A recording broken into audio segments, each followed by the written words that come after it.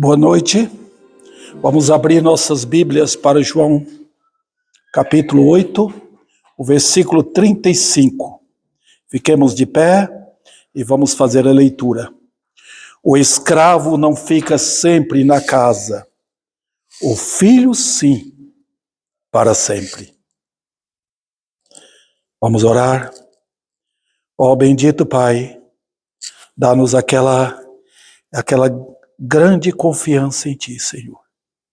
Nossos corações estejam vinculados a tantas promessas de um Deus maravilhoso.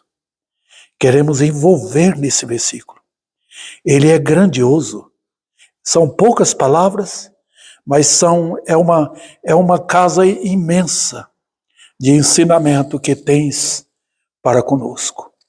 Dá-nos graça de entender que a graça nos faça humilhar diante do fato do que eu era, do que nós éramos e do que nós somos agora, pelo ministério maravilhoso da triunidade bendita. Fantástico. Mas especialmente olhamos para a cruz, porque o Filho se fez escravo e veio aqui para dar-nos esta tão grande salvação. Então, Pai de amor, que sintamos esse prazer, esta alegria imensa que contagie nossos corações, para que honremos nossas vidas, honremos ao Senhor no nosso viver.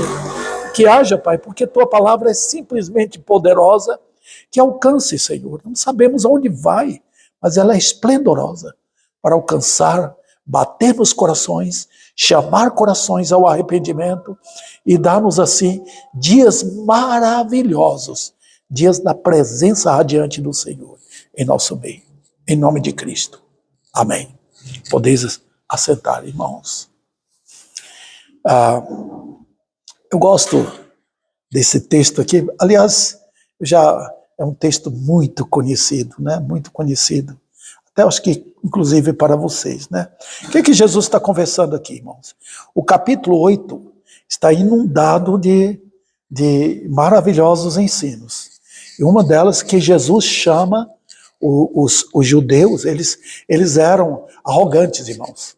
Aqueles judeus religiosos daquele tempo, achavam que eles eram o dono, religiosamente falando, os donos do mundo. Eles tinham tudo, eles que ensinavam aos gentios, eles que traziam aquelas pessoas de outras nações para fazer parte, chamado proselitismo, né? Trazer pessoas de outras nações para fazer parte do judaísmo. Né? Eles tinham aquela religião severa, os fariseus, onde Saulo era, onde Nicodemos era, e outro, aquele José que ajudou a sepultar Jesus, também participava da seita dos fariseus. Mas neste capítulo, Jesus esmaga o egoísmo e a religião falsa daqueles judeus. É um capítulo esplêndido. Qual era o problema deles? Eles esperavam um Messias diferente. Um Messias que ia chegar, nascer, ia depois crescer e ocupar o trono de Israel e acabar com os reinos do mundo. Eles não olhavam do ponto de vista espiritual, mas sim do ponto de vista político. Eles queriam Jesus assim. Então, quando Jesus fez alguns sinais e maravilhas, eles gostavam daqueles sinais porque tratavam de coisas naturais. Por exemplo, a multiplicar pães e a curar pessoas, tudo coisas naturais. Eles não sabiam que estavam lidando com quem? Aquele personagem que estava fazendo aqueles milagres ali era o próprio Eu Sou de Êxodo. Quando Moisés chega, diz ao povo de Israel que Eu Sou enviou você para eles. E aqui no versículo 24, eu até preguei para vocês poucos dias atrás, quando ele diz, se não credes que eu sou. Eu até falei para os irmãos que a carteira de identidade de Jesus, por assim dizer, né, está escrito, Eu Sou. Esse é o nome dele. Dali você tira tudo o que você quiser. Eu sou o quê? Aí É você que sabe agora. Tá? Então, queridos irmãos, o que acontece? Jesus esmaga mais fundo ainda. Olha, se vocês morreram sem me conhecer, vocês vão morrer no pecado. Vão perecer. E ele vai longe. Ele chega aqui nesse capítulo porque eles estavam achando, todos aqui aspirando as emoções de serem filhos de Abraão. Jesus falou, vocês não são. Podem ser filhos não no sangue, né? Vocês têm o sangue de Abraão, mas Abraão, ele cria em mim. Ele falou, Abraão viu o meu dia. E isso irritou aqueles homens. Né? Aí eles falam, nós somos livres. Vocês não são. Vocês são escravos. Ele colocou os judeus na mesma posição, ou talvez pior ainda, do que os gentios. Isso está mostrando, Paulo mostra isso, ele amplia esse ensino lá em Romanos capítulo 2 e capítulo 3. Ele coloca todo mundo igual. Mas aqui, o que ele diz no versículo 34? Todo aquele que comete pecado. Nota como Jesus trata do assunto, irmãos, do ponto de vista espiritual. Naquele tempo, era muito mercado de escravo. Vamos supor que o irmão Carlos vivesse naquele tempo, ele era um homem de dinheiro, e aí ele quisesse comprar uma família de escravo. Ele ia no mercadão municipal, por assim dizer. E lá não era para comprar isso ou outra coisa. Comprar aquela família ali, uma família de gente forte, tudo vai trabalhar para mim. Vou comprar. Tinha mercados de escravo naquele tempo. E os judeus entendiam essa linguagem porque na história de Israel havia muita escravidão também, né? E os judeus não gostavam de dizer que eles eram escravos, não. Jesus cortou. Falou o quê? Versículo 34. Já preguei uma vez sobre isso aqui. Cortei o livre-arbítrio aqui, cortei mesmo, porque a Bíblia dissepa isso, irmãos. Todo aquele que comete pecado é escravo do pecado. Então ele chamou de quê? Vocês são escravos. Vocês não são livres, não. Vocês são pobres e escravos do pecado. E aí, irmãos, o que ele diz no versículo 44? Vai além. Ele mostra a origem deles. Vós sois do diabo, que é vosso pai. Olha, que situação aviltante, né? Mas aqui, irmãos, ele vai nesse versículo 35. Olha o que ele diz. O escravo não fica sempre na casa. O filho, sim, para sempre. Então, queridos irmãos, eu quero trazer isso para os irmãos hoje à noite. Porque nós éramos escravos também, né? Você lembra quando você era? E o Senhor lhe tirou? Maravilhosa graça, nós cantamos. Mas nosso Senhor vai adiante para mostrar-lhes a condição futura do escravo. E é isso que eu quero aqui. A triste condição futura do escravo. Por quê, irmãos? Era radicalmente diferente a condição do escravo naquele tempo. Sempre onde há escravidão, a história do Brasil tem história pregressa de escravidão, né? Nós sabemos disso. Depois que houve aquela lei áurea, né? Então libertou os escravos. Mas nós temos tendência de escravizar pessoas. Mas naquele tempo tinha escravidão. Por exemplo, um judeu que era escravizado, como ele era. Vamos supor que eu era um patrão e o irmão Jailson era um empregado para mim. Ou então ele me devesse, ele não pagasse. Ele era posto como escravo meu. E um escravo judeu trabalhava 6 anos para o seu patrão, né? Aí, depois de 6 anos, ele era libertado. Era lei libertar o escravo. Se o Jailson fala, tá bom, ele percebesse que era direito do patrão ficar com a família dele, para continuar como escravo. Aí o Jailson falaria, eu amo minha esposa, eu amo meu patrão, eu amo meus filhos, então eu quero continuar escravo. Aí era decisão dele. Então ele chegava, levava o escravo até um poste de madeira e colocava a orelha e furava a orelha. Aquela orelha furada era sinal de que a pessoa se tornou escrava para sempre. Está vendo, irmãos? Agora, quando tratava de pessoas de outras nações, a escravidão era perpétua. Tá? Vamos então ver aqui, irmãos, o que o pecado fez conosco e qual é a nossa situação no futuro. Eu tenho então aqui, deixa eu ver quanto... eu tenho 3 pontos. Normalmente eu tenho isso para pregar para os irmãos. Vamos lá. Deixa eu pôr para cá, irmãos, porque fica mais fácil para mim acompanhar. Tá? Vamos lá. Eu quero pregar hoje primeiro sobre a condição aviltante. Os irmãos sabem que é aviltar, né? É colocar a pessoa lá embaixo, na situação mais trágica que tiver. Por isso que é a palavra vil com V-I-L, né? Então, daí que vem o verbo, né? Aviltar. Então, diz aqui, ora, o que é que diz o texto? Os irmãos estão vendo? Versículo 35, o escravo não fica sempre na casa. O filho, sim, para sempre. Em segundo lugar, vamos ver descobrindo a grande farsa. Qual é? Que não fica sempre na casa. Então, você pode ser escravo, gostar do patrão, mas chegar um momento que você tem que ir embora. E, em terceiro lugar, o absoluto herdeiro de todas as coisas. O filho, sim, para sempre. E aí entra aquele exaltarei o nome do Senhor, né? Aquele hino que nós cantamos aqui, que é muito bíblico aquele hino, né? Exaltarei, ele é a imagem, o herdeiro de todas as coisas. Muito bem, vamos lá. Primeiro nós vamos tratar da condição aviltante do escravo. O que diz o texto? Ora, o escravo não fica para sempre na casa. O que Jesus está querendo ensinar aqui? Ele está dizendo, vocês são escravos. E vocês estão pensando que vocês vão ficar muito tempo. Vocês estão enganando a vocês mesmos. Vocês são escravos. Que casa ele está falando?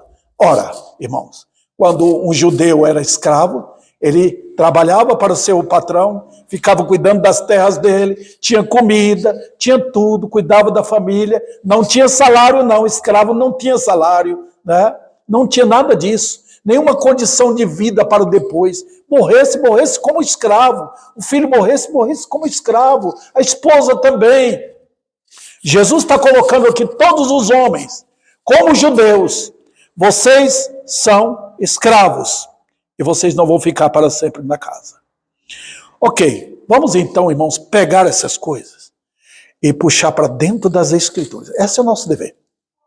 O que a Bíblia está querendo nos ensinar? Olha a grandeza da palavra de Deus, irmãos.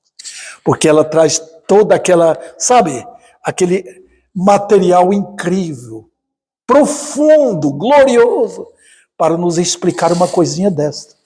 Tão pequena, né? Vamos lá. A primeira lição aqui. A casa pertence a Deus. E meus irmãos, que condição. Quando você nasceu, quando eu nasci, eu pensava no pecado, que eu era dono de tudo. Que eu tinha direito, que eu tinha um pai, tinha uma mãe, tinha uma casa, tinha uma vida, podia enriquecer mais, ficar com tudo. Mas ele diz aqui, o escravo não fica para sempre na casa. O que é que ele quer dizer? Ó judeus, ó gentios, vocês são apenas peregrinos na terra. Ó queridos, se nós pudéssemos parar para pensar, olha a luta dos homens neste mundo, o que eles fazem? Eles vivem voltados para eles mesmos. Eles olham para os 4 cantos e dizem, tudo isso é nosso. Olha a luta do mundo, guerras e rumores de guerra. Os irmãos estão vendo o que está acontecendo nas nações. A luta de Israel com o Irã, do Irã com Israel. A luta nos países inteiros. A luta, irmãos, dentro da sociedade, dentro da família. A guerra para ter possessões. E Jesus sempre tratou isso. Irmãos, o livro de Lucas, aquele livro é impressionante.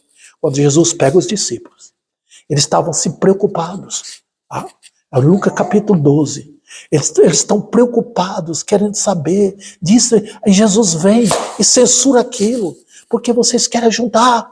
O Senhor, nosso Deus, cuida dos seus filhos. Ele cuida dos passarinhos, Ele cuida dos pardais, Ele veste as ervas do campo e os lírios Ele veste. Bonito! Por que vocês querem ficar preocupados e ajuntar tesouros na terra?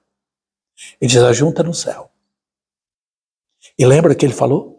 Que adianta ao homem ganhar o mundo e perder a sua alma.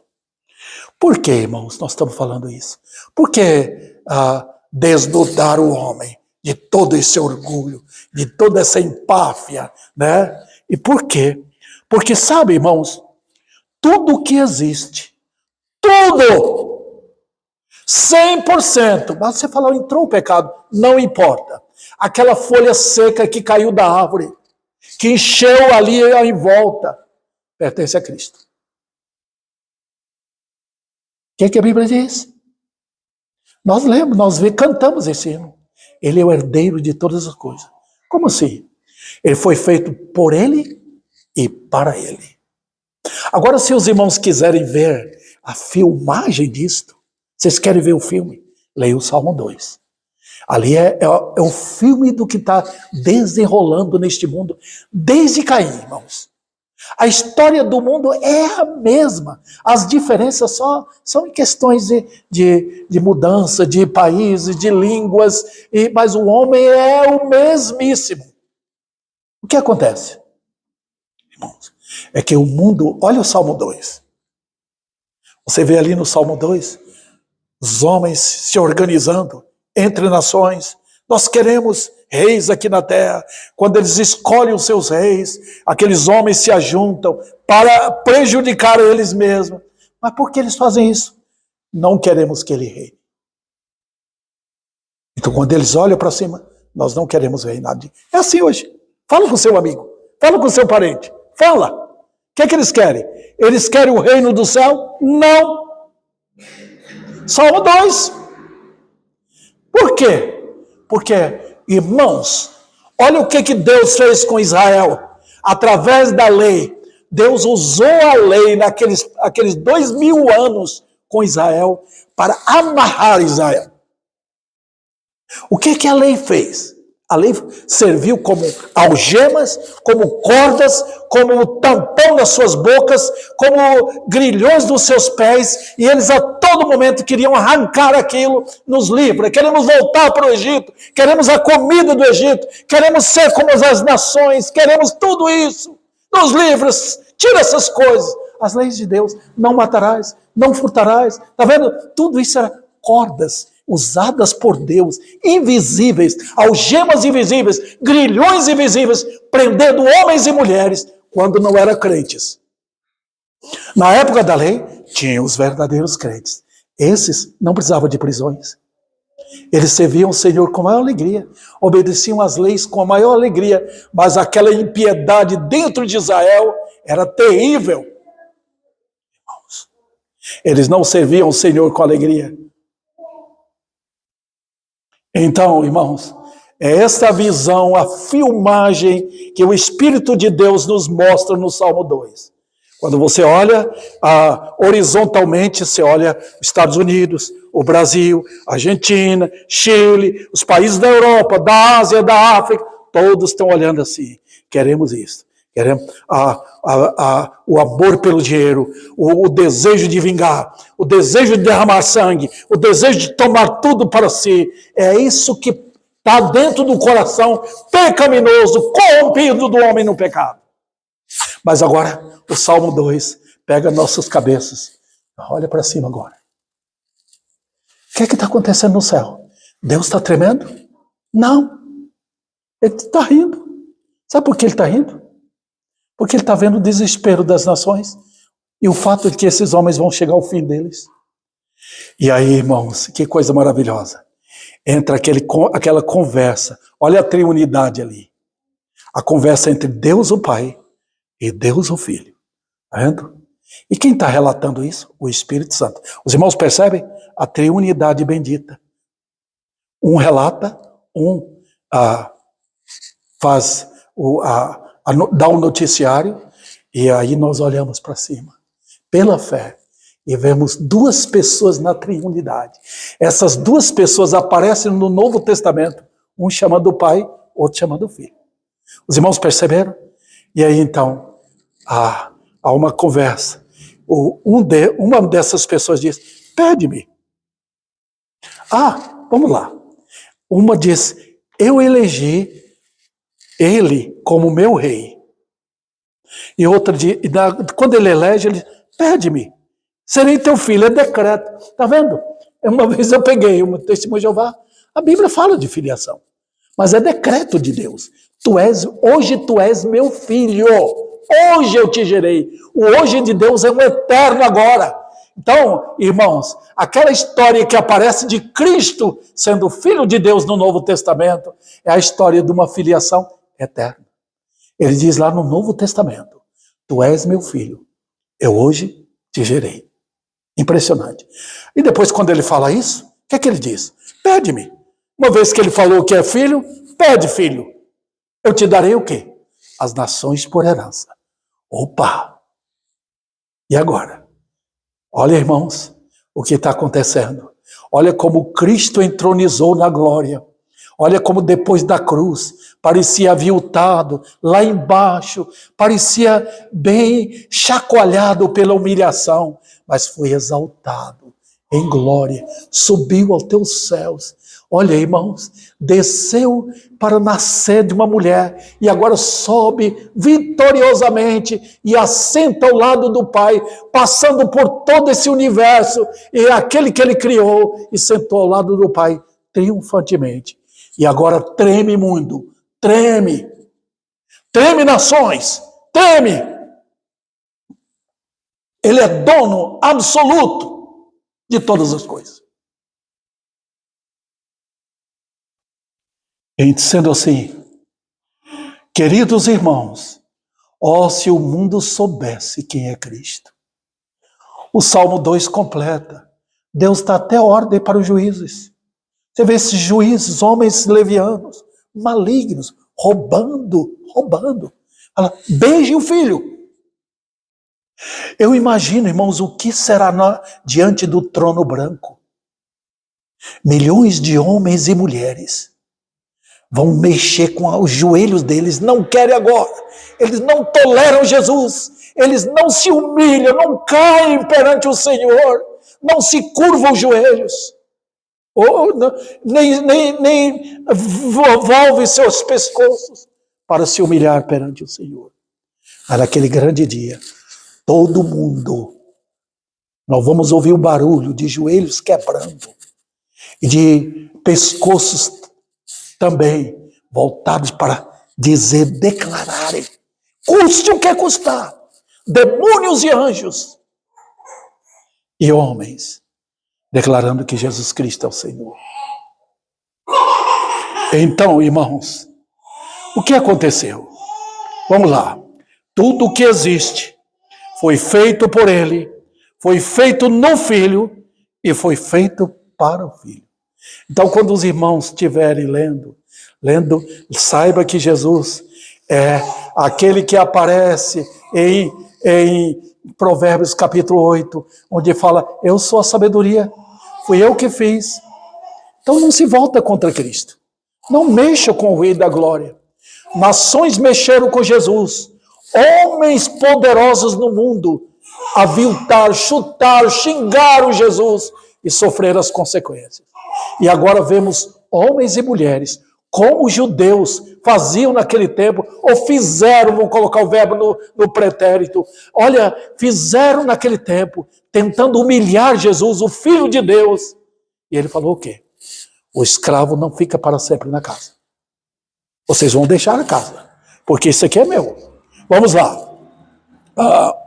Então, queridos, o mundo está nessa condição assim, por quê? Satanás roubou tudo. Roubou. É impressionante, irmãos. Depois da queda do diabo e da queda do homem, Satanás viu a terra como lugar próprio para ele. Depois que ele foi jogado dos céus, a sua queda, né, depois do pecado.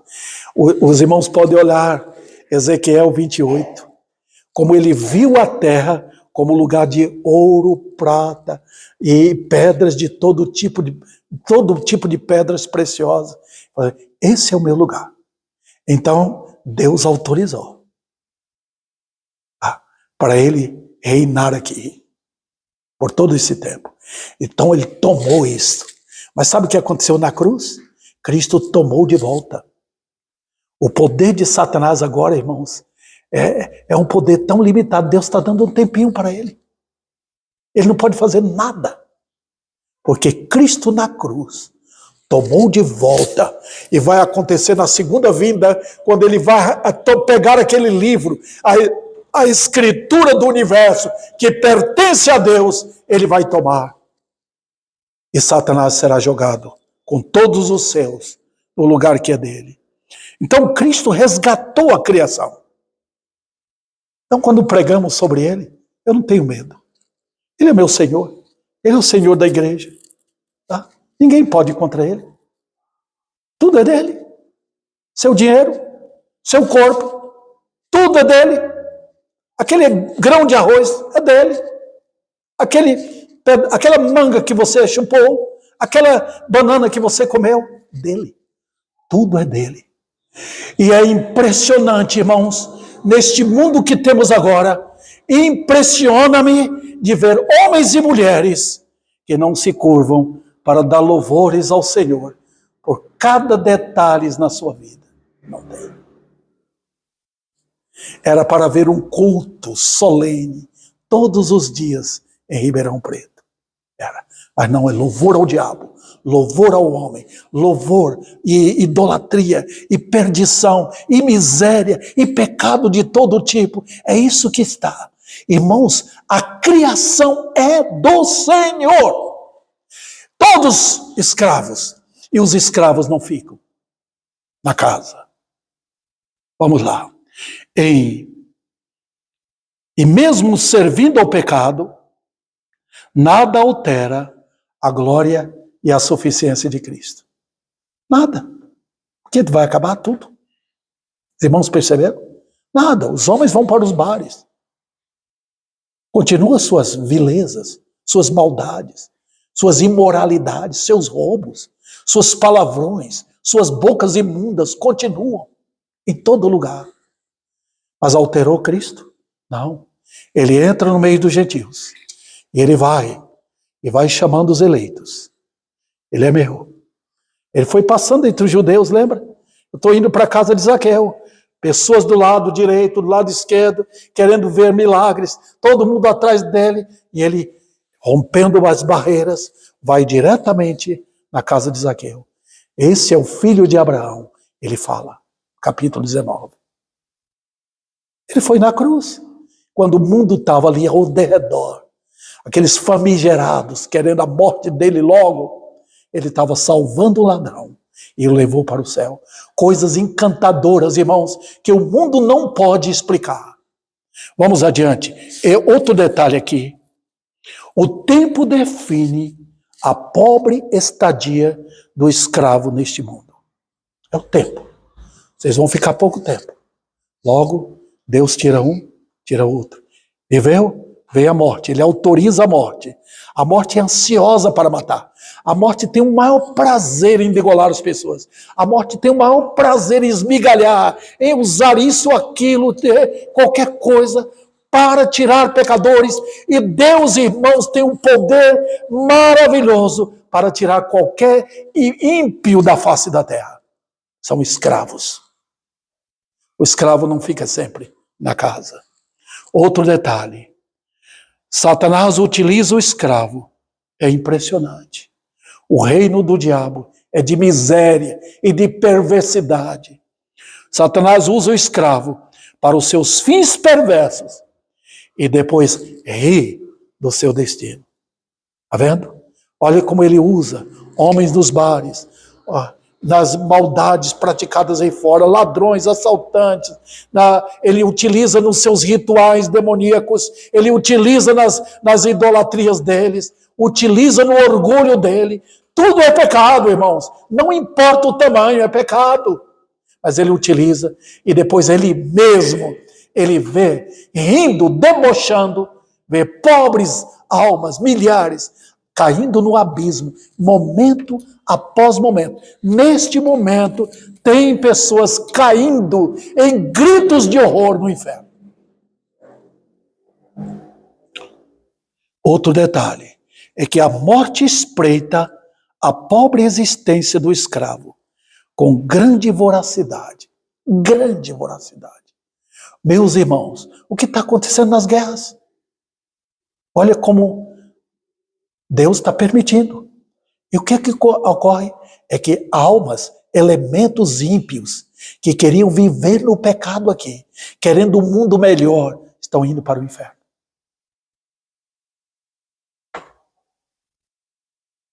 O escravo não fica para sempre na casa. Sempre a tendência do escravo pensar que vai viver amanhã. Quando morre alguém, ele nem para pensar que amanhã, a qualquer momento, ele pode ser a próxima vítima.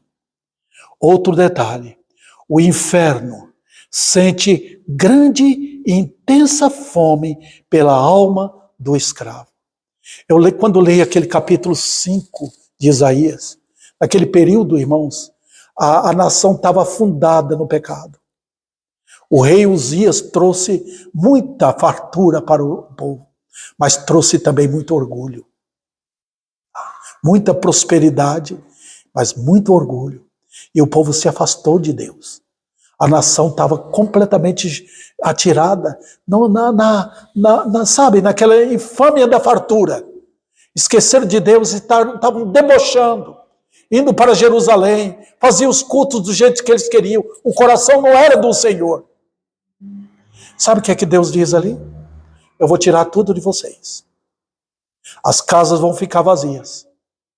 Vocês vão plantar, mas não vai dar nada. E o inferno está com a boca aberta, esperando. Gente caindo. Os irmãos percebem o que está acontecendo? Quando Deus não está atuando em misericórdia, é porque Ele está atuando na ira. Os irmãos devem lembrar sempre que quando Deus não está atuando em salvar, Ele está atuando em ira, e Ele está permitindo que milhares desçam, caiam no abismo de terror eterno. Outro detalhe, a criação inteira odeia a presença do escravo deste mundo. Oh, queridos, nós estamos vivendo uma época quando os homens pensam que até podem cuidar da criação, querem ser melhores do que Deus. Criam assim aquele coisa de ajudar o meio ambiente. Até os cães, gatos hoje são tratados como se fossem seres humanos. Mas sabe, irmãos, a criação inteira, impressionante. Deus tem milhões e milhões de seres invisíveis, capazes de tirar a vida de um homem, de uma mulher, de uma nação, em segundos.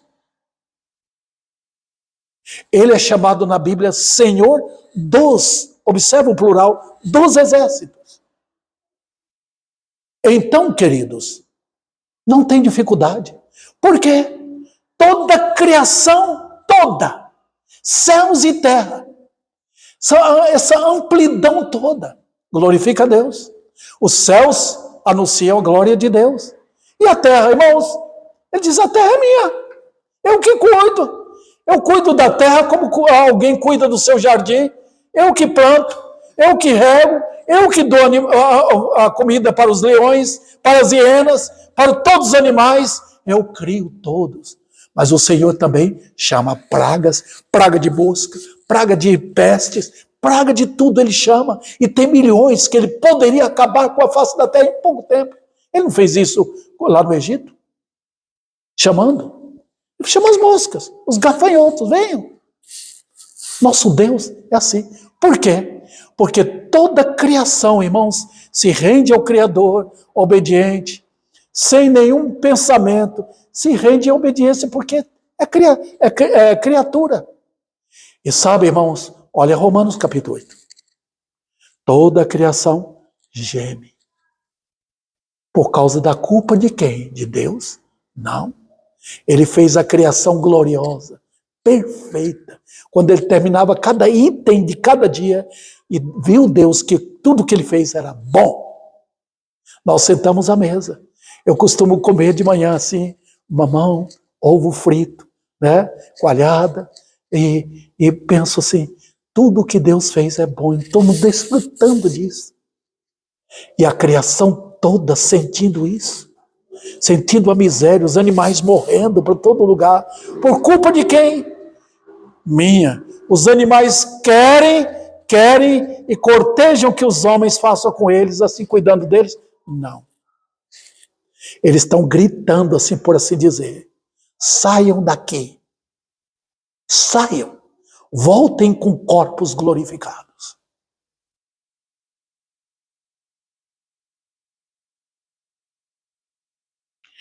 Queridos, enfim, nada o escravo pode acumular como tesouro.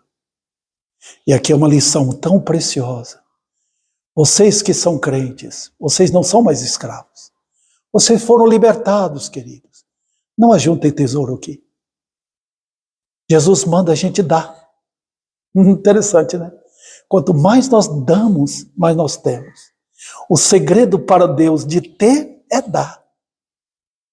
Então usemos com sabedoria os nossos bens, com sabedoria, para que nós sirvamos ao Senhor com bens passageiros. Porque o mundo quer ajudar. O mundo quer acumular aquilo que fatalmente vai perder. Vamos para o segundo ponto. Descobrindo a grande farsa para sempre na casa. Oh, como devemos gratidão ao Senhor. A verdade chegou para mostrar o que é o império das trevas. Irmãos, não tem poder maior no reino do pecado do que o engano do pecado. É por isso que a Bíblia fala em Hebreus, para nós estarmos dentro da igreja. Eu vejo até irmãs, não vêm nos cultos, vêm domingo de manhã, mas era para estar sempre junto, irmãos. Sabe por quê? Porque tem que um admoestar um ao outro. Qual a razão, pastor? Porque nós vivemos no engano do pecado. O pecado pega qualquer irmão aqui. Você pode estar abastado da Bíblia, mas você precisa da ajuda um do outro, tá? Por quê? Você precisa de oração, você precisa de orientação, você precisa ser exortado. Tudo isso a igreja precisa. Por causa de quê? Hebreus responde, por causa do engano do pecado. Você pensa que às vezes você está forte quando você está lá embaixo, no orgulho. Então vamos lá. A verdade chegou para mostrar do império das trevas, onde Satanás age como mentiroso, ladrão e aproveitador. Esse é o reino do pecado, irmãos. Onde o ditador é o diabo. E o mundo não vê. O mundo não vê. O mundo ignora esse elemento que está por detrás de tudo. Os crentes deveriam conhecer. Devemos conhecer quem é Satanás. Tá? Porque aí nós ficamos acordados. Nós não colocamos Satanás como a excelência, que está quase no nível de Deus, sendo um Deus da maldade e o Deus do bem. Não, não. Satanás é um anjo caído. Ele tem um tempo definido, ele está debaixo de autoridade. Ele não faz nada sem autorização do grande Senhor. Vamos lá, irmãos. A Bíblia revela a identidade do pai da mentira. É por isso que ele tem ódio das Escrituras. É por isso que ele quer apagar as Escrituras. Ele quer tirar as Escrituras das nações. Porque a Bíblia mostra quem é ele e denuncia. Vamos lá. A verdade chegou para mostrar o que significa o que é o pecado. Então a Bíblia revela o engano, a manipulação e a força destrutiva do pecado. Mostra. Quem é o homem caído no pecado, feroz inimigo de Deus, é o homem no pecado. E então, queridos, o que nós vamos fazer? Reconhecer Olhamos para fora, olhamos para a nação, olhamos para Ribeirão Preto, para a sociedade, vemos o povo trabalhando, homens ricos, homens ganhando mais, construindo. Nós olhamos tudo isso e pensamos sempre naquele ato nosso de querer ter coisa, querer ter casa, querer ter bens, Não é errado em si. Os irmãos perceberam? O problema é quando o nosso coração está voltado para isso. Porque para os ímpios eles vão perder. O escravo não fica para sempre na casa. Ele vai perder. Nós não ajuntamos nada para nossos filhos. Nada. Nós só temos 2 coisas deixamos para nossos filhos quando eles nascem. O desejo de pecar e a certeza de que vai morrer. Essas 2 coisas são heranças que nós deixamos para os nossos filhos. Eles vão pecar e eles vão morrer. Está vendo? Então não tem mais nada. Tudo é de Deus. Ele não deu pecado para nós. Ele não criou a morte. Fomos nós que trouxemos tudo isso. Então, irmãos, vamos lá. Cristo triunfou, derrotando o grande e feroz inimigo que conspurcou a criação, que manchou a criação. Então a verdade chegou para mostrar o quê? A vaidade do pecado e o desespero do pecado, que adianta o homem ganhar o mundo e perder a alma. Então os irmãos perceberam que o que o mundo quer segurar, os escravos querem pegar para si, é aquilo que só atende às necessidades físicas. Só. Então tudo que você vê vai perder. Inclusive, Deus vai queimar tudo isso e vai fazer criar novo céu, nova terra, onde habita a justiça. Então por quê? Ó pobre escravo, viver atordoado com isso, viver procurando isso, em busca de prosperidade. Essa é a religião do diabo. Foi essa a religião de Caim, quando ele deu as costas para Deus, falou, vou procurar uma divindade de prosperidade. E Deus deixou. Fez o mundo adaptável para o mundo. Então vamos lá, irmãos. Outro detalhe aqui. A verdade chegou e revela a pobreza, a maldade e a vacuidade desta vida passageira. Tudo passa. Oh, queridos, eu lembro eu esqueci como foi cada detalhe, mas quando Alexandre o Grande morreu, um pouco antes da sua morte, ele disse, quando eu morrer, me põe no caixão, com as mãos para fora, para mostrar que eu não tinha nada. Tudo foi embora. E deixa o caixão aberto. Está vendo, irmãos? Um homem que foi grande na história, por isso que ele é chamado Alexandre o Grande. O que é que ele levou? Olha como Deus quebrou a vida de Nabucodonosor. O orgulho tremendo. Deus colocou no mato por 7 anos, vivendo como um animal diferenciado lá. Está vendo onde Deus coloca o homem? No orgulho dele. O que é que Deus faz com o pecador quando ele quer salvar? Ele tira lá de cima, porque é lá em cima que Satanás nos leva. Os irmãos perceberam? Eu sempre fui assim antes de ser crente, querendo uma posição. Satanás tentou Jesus, levou ele lá em cima, queria mostrar os reinos para ele. Basta me adorar, eu te dou tudo. Olha, queridos irmãos, o que é que Deus faz com o homem quando ele quer salvá-lo?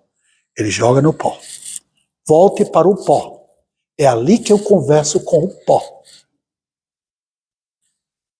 É ali que Deus fala com o pobre pecador. Está vendo? Humilhação primeiro. Saia do seu orgulho, da sua vaidade. E veja como eu fui até a cruz em seu lugar. Vamos adiante, irmãos.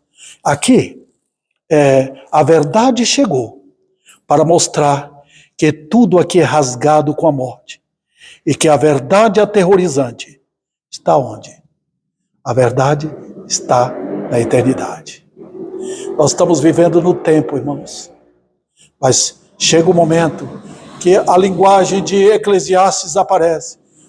Você vai para a sua casa eterna. Casa eterna. Eu estou no meu apartamento, mas não é eterno. Está vendo? Logo, a morte chega. Tchau, adeus. Então, querido amigo, os crentes vão para a eternidade. E os ímpios também.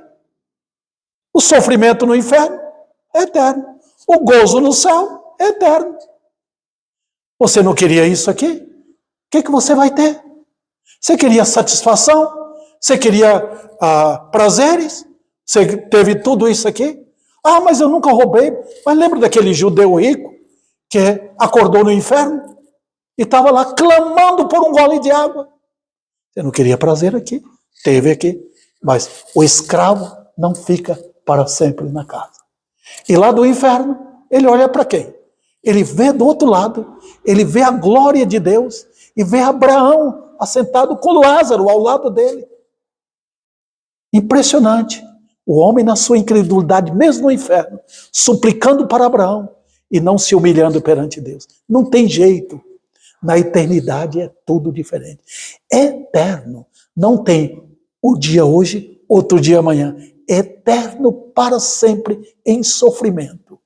Aqui no tempo, às vezes as coisas mudam, né? Hoje você está com febre, amanhã você está sadio, hoje você pode ter sofrido um abalo tremendo, amanhã tudo muda. Então tem os montes subindo e os vales lá embaixo. Um dia você está lá em cima, outro dia você está lá embaixo. É assim no mundo, mas na eternidade não.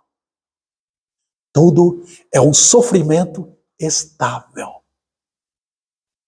para sempre. E na glória eterna, é uma glória eterna. Então, não ajunteis tesouros aqui. Porque onde está o seu tesouro, seu coração está lá. E para terminar, vou para o último ponto aqui, queridos irmãos. Eu vou passar um pouco mais rápido isso aqui. Por quê? Vamos lá. Por causa do meu tempo. O absoluto herdeiro de todas as coisas. Olha o versículo. O filho, sim. Olha o final do versículo. O escravo não fica sempre na casa. O filho, sim. Para sempre. Primeiro nós temos aqui o quê? A glória do Filho de Deus. E eu falei para os irmãos, tudo foi criado por Ele e para Ele. E Ele é o quê? Absoluto dono.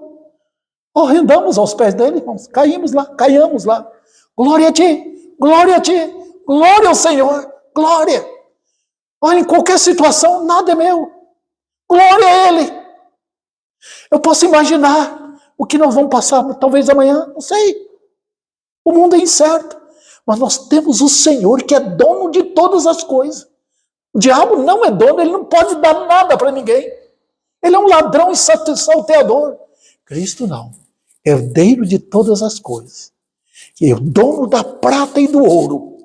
Ele que nos guia com sabedoria, irmãos. Outro detalhe aqui, queridos. Foi ele que falou com Abraão, com Moisés, com Davi, com Isaías, com Daniel. Estava perante ele. Como homem, prontificou-se a ser servo de Jeová. Veio para servir pecadores indignos, como eu e como você. Está vendo? O dono de tudo. Que humildade do Senhor. Um príncipe faria isso aqui na terra? Não. Cristo fez. O Filho de Deus veio, dono absoluto. Mostrou isso, irmãos. Recuperando vista, recuperando aleijados, recuperando coxos, curando enfermos de todo tipo e ressuscitando mortos, dando comida para todos, mostrando que Ele é o dono e tudo submete a Ele. Então, queridos, vamos lá. Ele veio para derrotar todos os inimigos invasores, ladrões da criação, e nessa conquista ele proclamou suprema e eterna vitória. E na sua segunda vinda, ele tomará de uma vez por todas aquilo que Satanás roubou. E ele comunica esse fato, não aos anjos, ele comunica a nós. Ele adverte aos homens que os homens são responsáveis. Quantos rejeitam Cristo por causa de amizades? Quantos rejeitam Cristo por causa de dinheiro? Quantos tentam enganar o Senhor? Eu vou ser um crente assim, mas não. Ele diz, segue-me. Ele vai na frente. Ele é o Senhor. Ele diz, vinde a mim. Então, pecador, por que viver assim no engano? Por quê? Por que rejeitar o Salvador? Por quê? Teme pobreza? Mas nenhum crente, por mais simples que for, nenhum crente passou fome. Ele sempre guiou os santos dele por veredas da justiça, cuidando de cada um. Ele nunca administrou a vida de um preguiçoso. Ele nunca chamou um crente para viver na preguiça. Ele guia pelo caminho da justiça, por amor do seu nome. Ele veio para mostrar isso, que ele é Deus. E ele é infinitamente maior do que ouro, do que prata. Ele é a própria sabedoria. E ele nos chamou para ele, para viver por ele. O noivo amado, nós somos dele e para sempre seremos. Então, o que acontece? Ele comunica tal fato aos homens. Ele diz, vocês são intrusos na criação. São intrusos. E os homens não acreditam. Vocês estão roubando na minha criação. Vocês estão bebendo, fumando, destruindo o corpo que eu dei para vocês. Vocês têm famílias, mas não levam suas famílias para me conhecer. Está vendo? Olha, vocês têm boca, mas não me adoram. Vocês têm olhos, mas não veem minha glória. Vocês têm ouvidos, mas recusam ouvir a palavra. Vocês trilham caminhos tortuosos com seus pés. Vocês usam seus corpos para a maldade do pecado. Ele comunica aos homens e avisa. Dia a dia. É para o pastor e pregador anunciar isso aos homens. Veja, irmãos, ele está como que dizendo, olhe para mim. Eu sou o Filho de Deus. Eu sou aquele que criou todas as coisas. Esta casa é minha. O planeta é meu. A criação é minha. Os animais são meus. As plantas são minhas. Eu cuido. Eu rego. Eu não preciso de vocês. E ele diz, eu vim ao mundo para livrar pecadores do pecado. Eu vim para tirar o pecado. E quando ele veio, ele foi até a cruz e efetuou tão majestosa obra. Eu vim sofrer castigo que pecadores merecem. Eu vim morrer pelo meu povo. Eu sou o Cordeiro de Deus. Eu vim para tirar o pecado deste mundo e destruir todos os poderes infernais que subjugam este mundo. Eu vim realmente salvar homens e mulheres. Por que viver assim? Por que viver aprisionados no pecado? Por que viver na escuridão? Eu sou a luz. Eu vim brilhar nas trevas. Eu vim esclarecer qual a situação na qual vocês se encontram. Eu vim tirar vocês da condição de escravos para se tornar livres. Olha, e agora qualquer pecador que em mim crê, que confiar em mim de todo o coração, se torna filho. Não mais escravos. Não somos mais escravos, mas livres pelo poder da graça. E o que é que temos? O crente não passa o sofrimento? Passa. Mas nós temos a glória eterna. Herdeiros com ele, porque participamos da imensa família do grande Deus. Príncipes, herdeiros dos céus. Glorioso Senhor nos deu isso na sua tão grande salvação. Vem, pecador, deixa a miséria deste mundo. Deixa. O teu Deus vai cuidar de ti. Ele quer tirar teus pecados. Ele quer purificar teu coração. E ele quer fazer nova criatura. Submeta-se a ele. Caia perante ele. E converta-se de todo o coração a Cristo.